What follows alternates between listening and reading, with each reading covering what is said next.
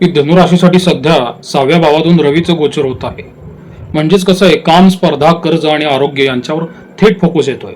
आणि तुमच्यावर राशी स्वामीची म्हणजे गुरुची दृष्टी आहे, जी एक प्रकारची प्रोटेक्शन देणारी ऊर्जा आहे. आणि पंचम भावातून मंगळाचा पराक्रम मिळतोय. पण त्याच वेळी व्यय भावावर मंगळाची दृष्टी असल्यामुळे खर्च, मानसिकता, अस्वस्थता आणि अचानक नुकसानीची शक्यता वाढते.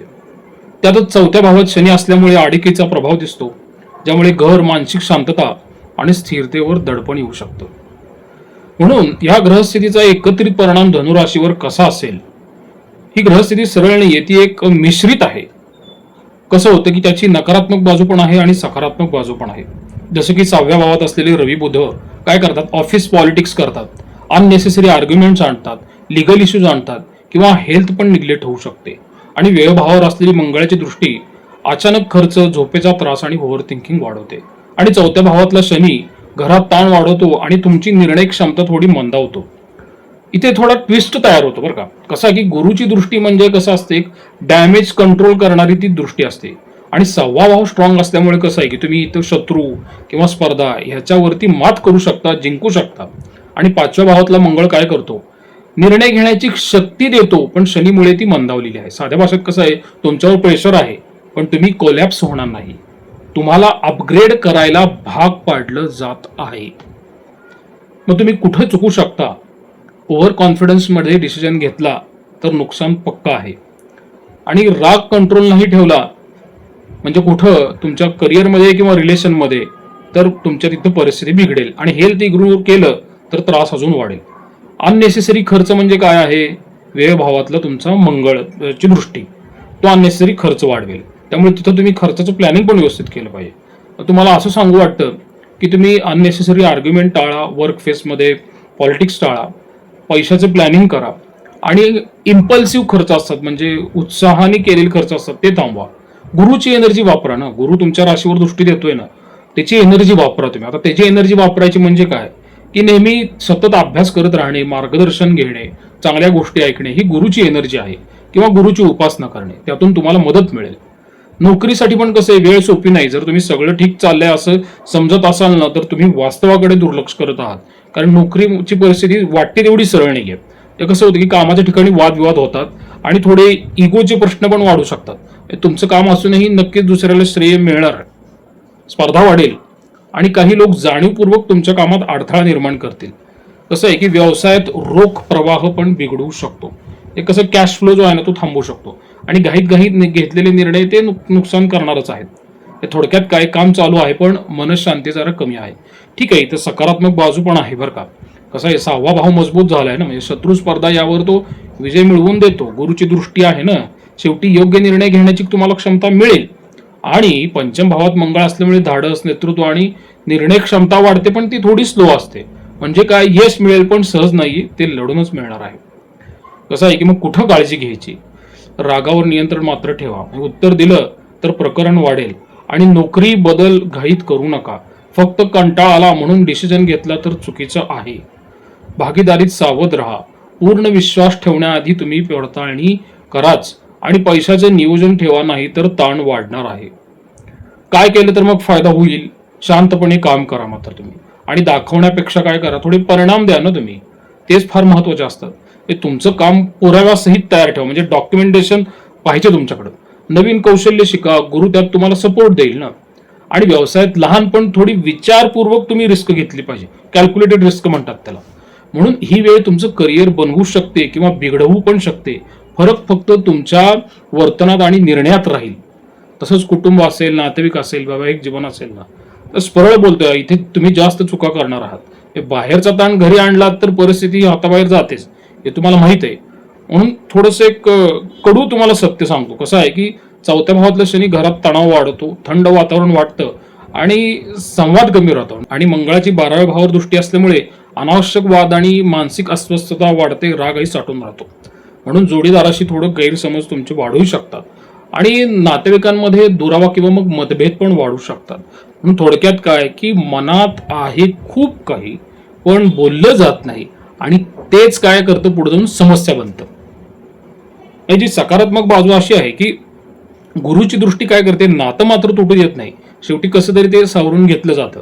शनी काय करतो, नात्यांची खरी परीक्षा घेतो पण मजबूत पण करून देईल नातं. आणि मंगळ काय करतो, स्पष्ट बोलण्याची तुम्हाला चेतना देतो, पण तुम्ही तिथे योग्य वापर केला पाहिजे. काय स्पष्ट बोलावं म्हणजे काय, नातं टिकेल पण त्यासाठी तुम्ही थोडेसे विचारपूर्वक बोलणं आणि वागणं गरजेचं आहे. या बाबतीत काळजी कुठे घ्यायची, जरा इगो बाजूला ठेवा. मीच बरोबर आहे हा ॲटिट्यूड नातं बिघडवत असतो. शांतता म्हणजे समाधान नाही. न बोलणं ही मोठी चूक असेल नात्यात. छोट्या गोष्टींवरून मोठे वाद तर अजिबात करू नका. आणि नातेवाईकांच्या बोलण्यावर जास्त रिॲक्ट पण करू नका ना. काय केलं तर मग तुम्हाला अशा परिस्थितीमध्ये फायदा होऊ शकतो. स्पष्ट आणि शांतपणे संवाद करा, मनात ठेवू नका. जोडीदाराला थोडा वेळ दिलाच पाहिजे. क्वालिटी टाइम जो असतो ना त्यांच्याबरोबर तो आवश्यक आहे. घरात शांत वातावरण तयार करा तुम्ही, अन्यथा मग शनीचा परिणाम वाढतो. आणि राग आल्यावर लगेच प्रतिक्रिया द्यायची नाही. मी अनेक वेळा सांगतो धनुराशीला, थोडं थांबा आणि मग बोला. कसं आहे, तुमच्या नात्यांचा प्रश्न ग्रहांमुळे नाहीये, तुमच्या रिॲक्शनमुळे तयार झालेला आहे. आणि ग्रह तुम्हाला रिॲक्शन द्यायला भाग पाडतात. विद्यार्थ्यांच्या बाबतीत कसं आहे की स्पष्ट सांगतो की ही वेळ हुशार आहे म्हणून पास होईल अशी नाहीये.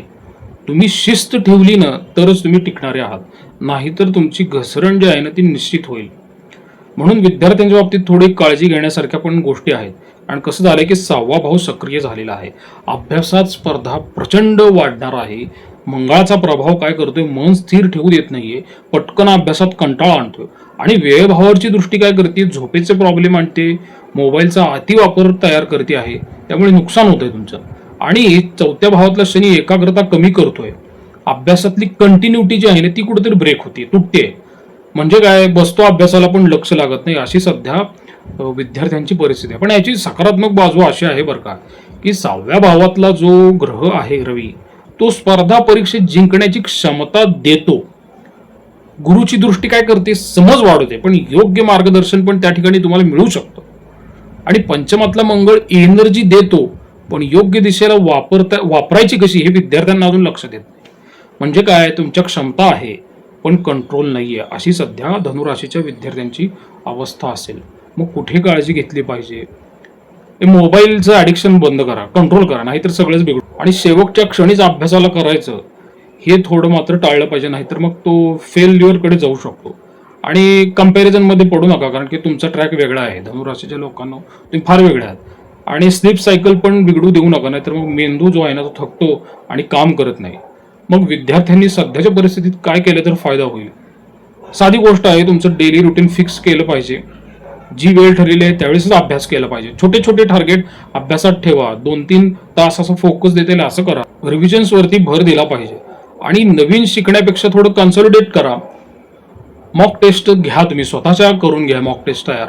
आणि कसं आहे, 6व्या भावातला रवी जो आहे ना तो कॉम्पिटिशन मध्ये रिझल्ट देतो. ते तुम्ही अभ्यास करत नाही असं नाही, पण तुम्ही सातत्य ठेवत नाही आणि मग तेच तुम्हाला काय करते, मागं खेचत आहे.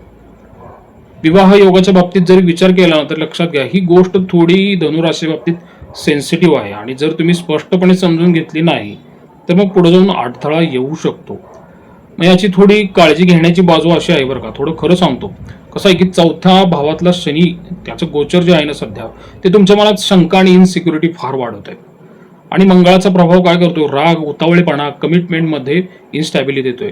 आणि मग 12व्या भावावर दृष्टी मंगळाची आहे ना, त्यामुळे कन्फ्युजन आणि एकाच वेळी 2 विचार पण तयार करतोय.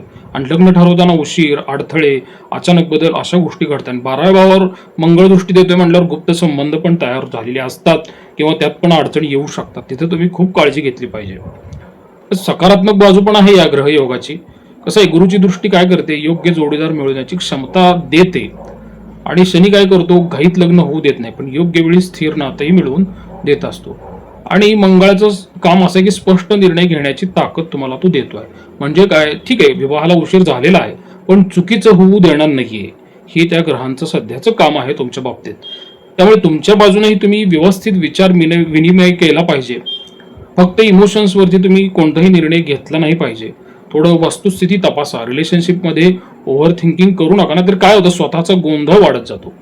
आणि फॅमिली विरोध असेल तर मग इगो फाईट करू नका, तिथं तुमचंच नुकसान होईल. शांतपणे मुद्दा हाताळा ना, एकाच वेळी मल्टिपल ऑप्शन्स ठेवू नका, कन्फ्युजन वाढेल. म्हणून कसं आहे, काय केलं तर फायदा होतो, निर्णय घेताना तुम्ही वेळ घ्या, घाई मात्र अजिबात करू नका. आणि जोडीदाराशी क्लिअर कम्युनिकेशन तुम्ही ठेवलंच पाहिजे.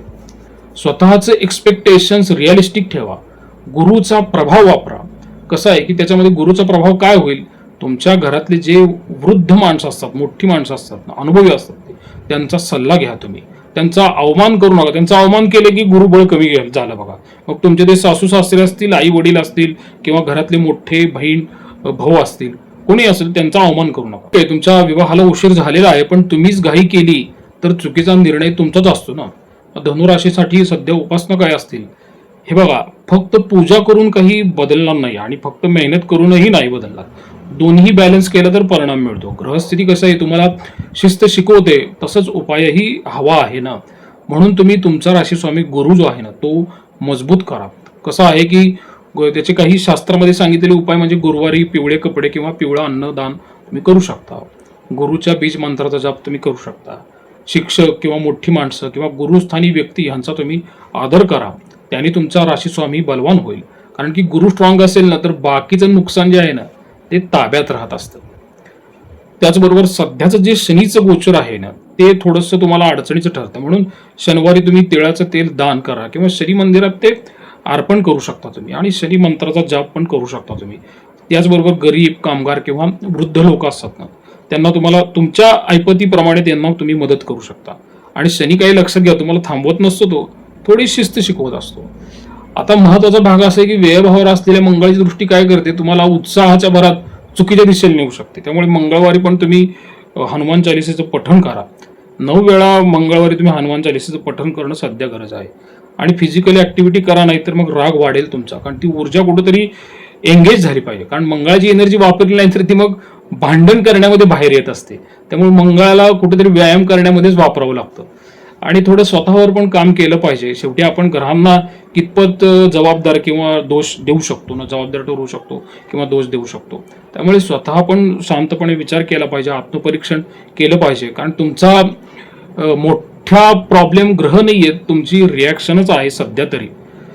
मित्रांनो, हे जे भविष्य मी आता सांगितलेलं आहे हे 1 जून पर्यंतच आहे. त्याच्यानंतर गुरुचा पालट होणार आहे. त्यावेळेस मी एक नवीन तुमच्यासाठी मार्गदर्शनाचा व्हिडिओ घेऊन येईल. प्रसाद कुलकर्णी, पंढरपूर. श्रीराम.